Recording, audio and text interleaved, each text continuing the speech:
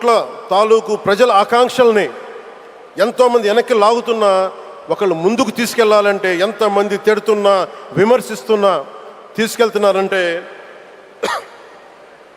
ఒకే ఒక నాయకుడు ప్రధానమంత్రి శ్రీ నరేంద్ర మోదీ గారు. నేను ఎందుకు తపన పడ్డాను, నేను అలయన్స్ కోసం ఎందుకు తపన పడ్డాను, మీ నాయకత్వం మాకు కావాలి ఎందుకు తపన పడ్డానంటే ఈరోజు ఎయిర్పోర్ట్ ఆపేశారు. ఒక చిన్నపాటి ఎర్ర బస్సు కూడా రాని చోట ఎయిర్పోర్ట్ అవసరం లేదన్న వ్యక్తులకి సమాధానం ఇదే. ఇన్ని వేల మందికి ఇన్ని వేల కోట్ల పెట్టుబడి వచ్చింది అంటే ఆశీస్సులు కావాలంటే దేశం కోసం నిలబడే నాయకుడికి మన అండగా ఉంటే ఏం జరుగుద్ది అంటానికే ఈ భోగాపురం ఎయిర్పోర్ట్ ఈరోజు ప్రారంభోత్సవం నిలువెత్తు నిదర్శనం. ముఖ్యంగా 25 సంవత్సరాలు లోబడి ఉన్న పిల్లలున్న ప్రతి ఒక్కరికి కూడా నేను ఈ సందర్భంగా తెలియజేస్తున్నాను. పిల్లల్ని సరైన దారిలో పెట్టడం, సరైన సంస్కారాలు నేర్పించడం చాలా చాలా అవసరం. ఈరోజు పొద్దున్నే ప్రధానమంత్రి గారి స్టేట్మెంట్ చూశాను. ఆయన తిట్టిన ఎన్ని దూషించారో వారిని కూడా పెద్ద మనసుతోటి క్షమించారు ఆయన.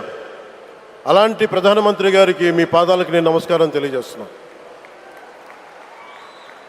నిజంగా మీ ఉన్నతి, మీ ఔన్నత్యం ఈరోజు చాలా చాలా స్ఫూర్తిదాయకం.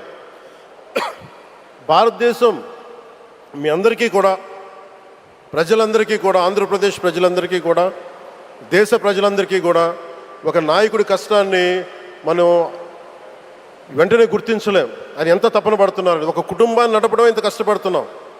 140 కోట్ల మంది ప్రజలు నడపడం ఎంత ఆషామాషి వ్యవహారం కాదు. ముందుకు తీసుకెళ్లే నాయకుడికి తెలుస్తుంది. అలాంటి వ్యక్తికి మనం ఏమి ఇవ్వగలం.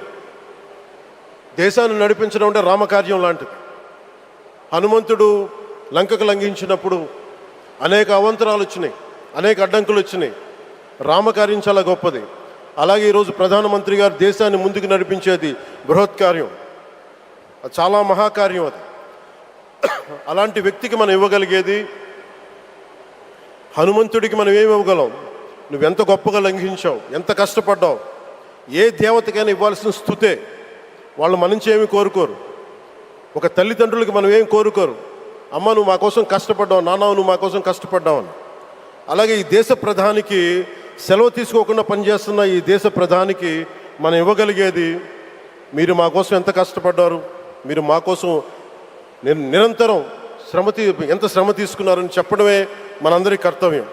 అలాంటి గౌరవ ప్రధానమంత్రి గారికి మనస్ఫూర్తిగా